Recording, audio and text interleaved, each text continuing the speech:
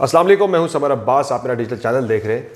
जनाब, आज की इस वीडियो में हम बात करेंगे पाकिस्तान तहरीक इंसाफ के लिए इमरान खान के लिए साइफर केस में एक बुरी खबर है। ये बुरी खबर क्या है आपको आगे चल के वीडियो में बताएंगे।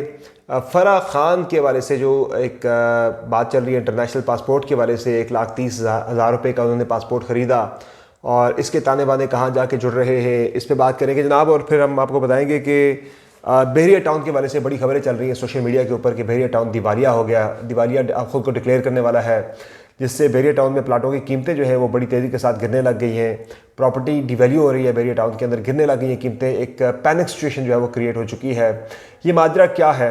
और काफली का नून लीग के साथ इत्तेहाद हो गया, सीट एडजस्टमेंट्स हो चुकी हैं पंजाब के अंदर। कितनी सीटें नून लीग दे रही है काफली को आपको बताएंगे। और निगरान वज़ीर आला खैबर पख्तूनख्वा के तकर्रर के वाले से जिसमें एक बड़ा ब्लंडर किया गया है। ब्लंडर यह है कि तहरीक इंसाफ की दो मुखालिफ जमातों ने बैठ के आपस में निगरान वज़ीर आला का तकर्रर कर दिया है। इस पर आज तहरीक इंसाफ की कोर कमेटी का इजलास है, फैसला किया जाएगा कि अदालतों में जाना या नहीं जाना। ताहम PTI KP के जो प्रेसिडेंट हैं उन्होंने ऐलान कर दिया कि वो जाएंगे अदालतों के अंदर, चैलेंज करेंगे इस तकर्री को। इस तमाम अपडेट्स के लिए वीडियो के अंदर जो मैंने आपको देनी है उस पर हम बाद में बात करेंगे। आपसे रिक्वेस्ट है कि चैनल को सब्सक्राइब जरूर करें, बेल आइकन जरूर प्रेस करें तमाम वीडियोस के अपडेट्स लेने के लिए, और वीडियो पसंद है तो लाइक ज़रूर करें।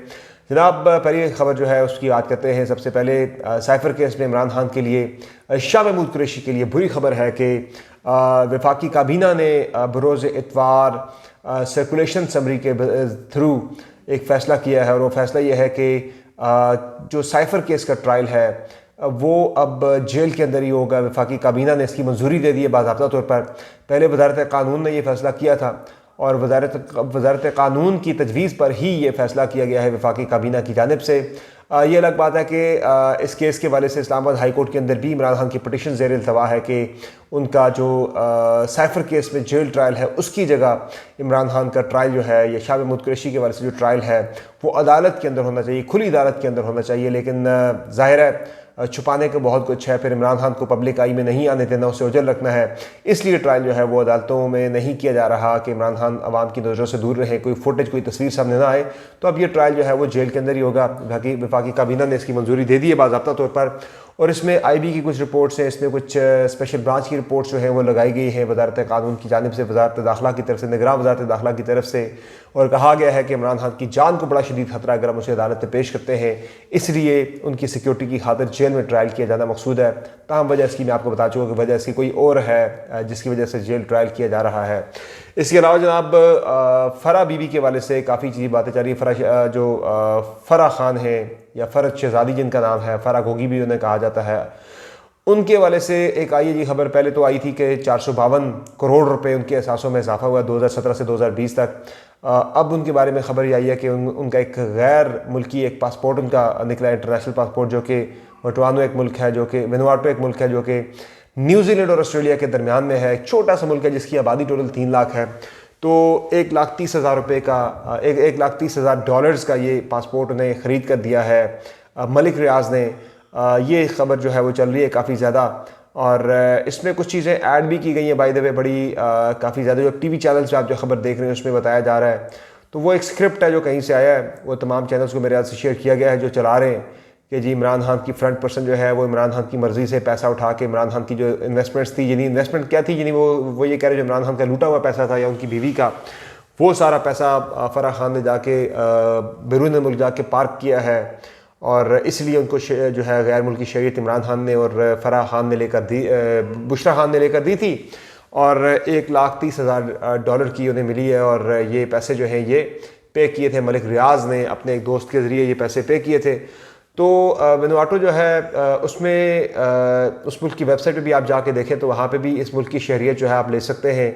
$1,30,000 की आप इन्वेस्टमेंट करें, इस मुल्क के अंदर सरमायाकारी करें तो आपको पासपोर्ट मिल जाता है। फ़ायदा इसका ये होता है कि आप बहुत से ममालिक ऐसे हैं कि जहाँ पे आप विदाउट एनी वीज़ा आपको एंट्री मिल जाती है। इस तरह से बहुत सारे लोग हैं, मेरे कई दोस्तों ने ले रखी है शहरियत डोमिनिका रिपब्लिक की, और इसीलिए लोग लेते हैं कि विदाउट एनी वीज़ा उन्हें बहुत सारे मुल्कों के अंदर ट्रैवल करने की इजाज़त मिल जाती है। इस केस के अंदर, फ़राह खान के केस के अंदर ये कहा जा रहा है तहकीकाती इदारों की तरफ से कि ये इसलिए ली गई है कि उनकी जो ट्रैवलिंग है, पाकिस्तानी पासपोर्ट पे ट्रैवल करती है तो वो कहीं ना कहीं से ट्रेस हो जाता है।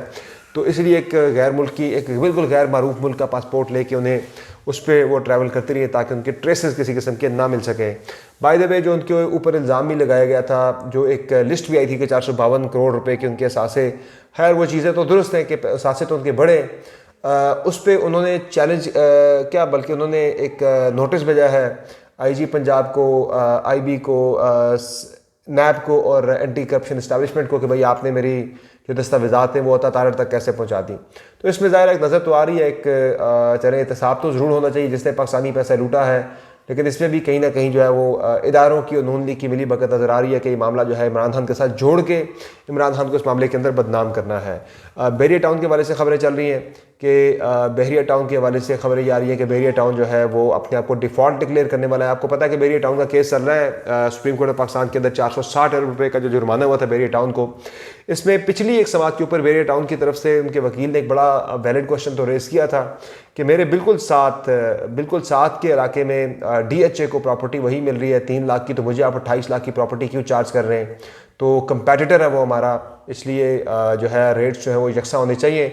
उसके बाद फिर अदालत ने 3 रोज़ पहले बहरिया टाउन की तरफ से जिन जिन ज़मीनों पे कब्ज़े किए गए हैं उसमें उन्होंने कहा है सिंध हुकूमत को और मरीन डेवलपमेंट अथॉरिटी को कि भाई आप जाके असेस करें, जायज़ा लें, जाके एक रिपोर्ट तैयार करें कि बहरिया टाउन ने कितनी ज़मीनों के ऊपर नाजायज़ कब्ज़ा किया हुआ है, सिंध हुकूमत की या मरीन डेवलपमेंट अथॉरिटी की। तो उस पर भी रिपोर्ट तैयार करने का कहा गया है। तहम इस दौरान अब खबरें ये चल रही हैं, आज पूरा दिन सोशल मीडिया पर चलती रही, कल रात से भी दिन भर चलती रही कि जी बहरिया टाउन खुद को डिफ़ॉल्ट डिक्लेयर करने वाला है। जिन लोगों की बहरिया टाउन के अंदर सरमायाकारी है वो सरमायाकारी बिल्कुल डूब जाएगी। ये मसलन किसी 1 करोड़ का प्लॉट है तो 50 लाख पे आ जाएगा। ये अलग बात है कि बहरिया टाउन कराची के अंदर जो है प्लॉट्स की कीमतें गिरी हैं। इवन बहरिया टाउन पेशावर के अंदर अगर आप देखें तो वहाँ भी जिन एजेंट्स ने अपने आप को रजिस्टर करवाया था, लाइसेंसेस लिए थे, उनके भी प्राइसेस जो है वो बहुत ज़्यादा नीचे आ गई थी। फ़ाइलों की कीमतें बहुत ज़्यादा, यानी कि फ़ाइल से मुराद यह है कि जस्ट वहाँ पे जो लोगों ने एजेंट्स ने बाय की थी वहाँ पे डीलरशिप, तो उनकी भी कीमतें काफ़ी ज़्यादा घिरी हैं। ओवरऑल मार्केट में बहरिया टाउन के हवाले से ज़रा आजकल सूरत हाल काफ़ी डाउन है। कराची के अंदर तो कीमतें जो है वो 25 से 30% कीमतें जो है वो नॉर्मली कराची बहरिया टाउन के अंदर ड्रॉप हुई है पिछले 7-8 महीनों के अंदर, और कहा यह जा रहा है कि कीमतों में बहुत बड़ा एक ड्रॉप आएगा, 50-60% तक कीमतें बहरिया टाउन की गिर जाएंगी। और दीगर सोसाइटीज़ जो है बहरिया टाउन की कंपेटिटर वो भी काफ़ी ज़्यादा इस नोटिस को, इस खबर को फैला रही हैं। ताहम इस पर बहरिया टाउन का रिएक्शन आया। बहरिया टाउन का ये कहना है कि हम पाकिस्तान के अंदर पाकिस्तानी अवाम को सर्व कर रहे हैं और हमारे खिलाफ एक प्रोपेगेंडा किया जा रहा है पाकिस्तान के अंदर। तो उस प्रोपेगेंडा पे उन्होंने कहा कि हम अपनी जो खिदमात है वो हम जारी रखेंगे, पाकिस्तानी अवाम को अपने क्लाइंट्स को हम जो डिलीवर कर रहे हैं, अपने क्लाइंट्स को हम जो डिलीवर कर रहे हैं उस पर हम किसी किस्म का कोई कॉम्प्रोमाइज़ नहीं करेंगे। तो काफ़ी डैमेज हुआ है बहरिया टाउन को इस खबर के चलने से। देखते हैं कि आज या कल तक, 2 दिन तक, यानी 48 घंटों में ये पता लग जाएगा कि क्या बहरिया टाउन को डिफ़ॉल्ट डिक्लेयर करने वाला है या नहीं करने वाला। चूँकि डिफ़ॉल्ट वाली बात इसलिए हो रही है कि चूँकि बहरिया टाउन जो है वो 460 अरब रुपये जो है वो हुकूमत पाकिस्तान को पे नहीं करना चाह रहा, और इसलिए ही फिर बहरिया टाउन जो है वो अब कुछ, यानी कि उनके वकीलों ने मशवरा दिया था मलिक रियाज को कि भैया अगर आप खुद को डिफ़ॉल्ट डिक्लेयर कर देते हैं, दिवालिया डिक्लेयर कर देते हैं कि मेरे पास पैसे ही नहीं है, तो फिर आपकी जान छूट सकती है सुप्रीम कोर्ट ऑफ पाकिस्तान में 460 अरब रुपये जमा करवाने के केस के अंदर। बाकी एक और बड़ी इंटरेस्टिंग खबर दी है डॉन अखबार के जो ब्यूरो चीफ हैं पेशावर से इस्माइल खान साहब ने, उन्होंने बड़ा इंकशाफ किया है। उन्होंने ये दावा किया इस्माइल खान साहब ने कि मलिक रियाज साहब ने अब पार्टी चेंज कर ली है, तहरीक इंसाफ के साथ उनके जो क्लोज़ मामलात थे वो उससे पीछे हट गए हैं, और उन्होंने फ़रा खान और बुशरा बीबी के हवाले से कुछ नाकाबिल तरदीद शवाहिद जो हैं गिव एंड टेक, कि आपको याद है कि ऑडियो टेप भी आई थी रिसेंटली बुशरा बीबी की उनसे मंसूब, तो उसमें ये कहा जा रहा है कि मज़ीद पेशरफ ये हुई है कि मलिक रियाज ने नाकाबिल तरदीद शवाहिद जो हैं वो लेन देन के हवाले से बुशरा बीबी और फ़रा खान के हवाले से वो जमा करवा दिए हैं तहकीकाती इदारों को। तो शायद मलिक रियाज भी इस रगड़े से निकल जाए जो उनको लग रहा है ये करने के बाद। और जो अब पेशी है बुशरा बीबी की, कल की जो पेशी है, यानी आज 13 तारीख की जो पेशी है नैब के अंदर, वो बड़ी इंपॉर्टेंट है। उसमें पता लग जाएगा जो बातें इस्लामाबाद के अंदर हो रही हैं पिछले कई दिनों से कि बुशरा खान को गिरफ़्तार भी किया जा सकता है, बुशरा बीबी को गिरफ़्तार भी किया जा सकता है, और कुछ लोग कह रहे हैं कि वो मैनेज हो चुकी है इमरान खान के ख़िलाफ़, वो बयान दे देंगी इमरान खान के ख़िलाफ़ लेकिन तहरीक इंसाफ ने इस चीज़ को डिनाई किया है। मैं पिछली वीडियो के अंदर भी ये खबर दे चुका हूँ कि ऐसी कोई चीज़ तहरीक इंसाफ कह रही है कि नहीं, वो उनके साथ थी हैं और उनके साथ वफादार रहेंगी। बाकी इसके अलावा जनाब एक ख़बर है, वो है जी निगरान सीएम के वाले से और काफली के वाले से। काफली के वाले से खबर यह है कि काफली का इत्तेहाद हो गया, नून लीग के साथ सीट एडजस्टमेंट का मुआहिदा हो गया है और नून लीग ने 2 सीटें काफली को देने का फैसला किया है। एक सीट जो है वो चौधरी सालेक हुसैन को दी जाएगी और एक सीट जो है वो चौधरी शाफे हुसैन को दी जाएगी, जो कि चौधरी शुजात के 2 बेटे हैं। बाकी काफली को बिल्कुल नून लीग ने झंडी करा दी है, 2 सीटें देने का फैसला किया है और चौधरी शाफे हुसैन ने इस सीट एडजस्टमेंट के वाले से मुआहिदे की तस्दीक भी कर दी है। फाइनल जनाब जो खबर है वो है जी निगरान वज़ीर आला खैबर पख्तूनख्वा के वाले से सैयद अरशद यानी जस्टिस रिटायर्ड सैयद अरशद जो है वो बन चुके हैं खैबर पख्तूनख्वा के निगरान वज़ीर आला आज़म खान साहब की वफ़ात के बाद। और आइन इस पर खामोश था, चूँकि आइन के अंदर कहीं भी नहीं लिखा कि अगर एक केयर टेकर वज़ीर आला या वज़ीर आज़म की फौतगी हो जाती है दौरान उसके टेन्योर के दौरान तो उसका तकर्रर कैसे होगा। क्योंकि केयर टेकर सेटअप का तकर्रर जो है वो लिखा गया, केयर टेकर वज़ीर आला या वज़ीर आज़म के बारे में लिखा गया कि मुतल्लिका लीडर ऑफ द हाउस और लीडर ऑफ द अपोजिशन की मुशावरत होती है, यानी कि सूबों में सीएम और अपोजिशन लीडर की होती है। लेकिन चूँकि जब आज़म खान साहब बने थे खैबर पख्तूनख्वा के वज़ीर आला तो उस वक़्त फिर जो एक आइनी पोजीशन थी, एक आइनी जो एक स्टैंडिंग थी खैबर पख्तूनख्वा के वज़ीर आला महमूद खान की और उस वक़्त के अपोजिशन लीडर अकरम दुरानी साहब की, जिनका ताल्लुक JUI फेस से है, वो ख़त्म हो चुकी थी। वो अपनी तमाम तर पावर्स एवरीथिंग वो लूज़ कर चुके थे। अब जब वफ़ात हुई है उस हवाले से आइन तो खामोश है। आइडियली होना ये चाहिए था कि इलेक्शन कमीशन ऑफ पाकिस्तान किसी मौजूद शख्स का तकर्रर कर देता सूबे के अंदर बतौर निगरान वज़ीर आला। तो एक ऐसा बंदा कि जिसका तकर्रर सूबे के अंदर, जिस सूबे में तहरीक इंसाफ के स्टेक्स बहुत ज़्यादा हैं, तहरीक इंसाफ उस सूबे की सबसे पॉपुलर पार्टी थी है और आगे भी इलेक्शन के अंदर तहरीक इंसाफ को बाकी सूबों से अगर वाइप आउट कर भी दिया जाता है, तहरीक इंसाफ को एक बहुत होप है कि KP तो उनके हाथ से किसी सूरत भी नहीं जाएगा। चूँकि यहाँ पर तो मामला ऐसा है कि मुकाबला जो है वो पंजाब में अगर आप कह सकते हैं कि 70-30 का मुकाबला है या फिर 65-35 का मुकाबला है नून लीग के दरमियान, या 60-40 आप कह दें कि 60 पे तहरीक इंसाफ है, 40 पे नून लीग है। KP के अंदर तो सूरत हाल जाए कि 80 पे खैबर पख्तूनख्वा में तहरीक इंसाफ खड़ी है, 20 पे बाकी जमातें खड़ी हैं। तो ये सूबा तो इस सूबे में तो तहरीक इंसाफ को जो है इक़्तिदार से निकालना या महरूम करना बड़ा मुश्किल है, बड़ा नामुमकिन है। तो वहाँ कहते हैं कि ऐसे बंदे का तकर्रर, यानी कि जिसको तकर्रर करने वाले 2 ऐसी जमातों के लीडरान हैं कि जो तहरीक इंसाफ की मुखालिफ जमातें हैं। चूँकि महमूद खान साहब जो है वो परवेज़ खटक साहब की तहरीक इंसाफ पार्लियामेंटेरियन को ज्वाइन कर चुके हैं, ये भी हॉस्टाइल पार्टी है तहरीक इंसाफ के लिए। दूसरी तरफ JUI तो वैसे ही हॉस्टाइल पार्टी है पाकिस्तान तहरीक इंसाफ की। तो दोनों तहरीक इंसाफ के मुखालिफ 2 जमातों की तरफ से तकर्रर होना निगरान वज़ीर आला का, जबकि आइन के अंदर ऐसी कोई बात मेंशन नहीं है। मॉरली जो है इलेक्शन कमीशन को ये तकर्रर करना चाहिए था। तो तहरीक इंसाफ ने फैसला किया कि वो अदालतों में जाएगी। अभी तक तो ऐलान हुआ है बाय द वे सिर्फ तहरीक इंसाफ की सूबाई लीडरशिप की जानिब से। आज कोर कमेटी का इजलास है पाकिस्तान तहरीक इंसाफ की, जहाँ वो इलेक्शन में इत्तेहादों के हवाले से, सियासी इंगेजमेंट के हवाले से फैसले करेगी।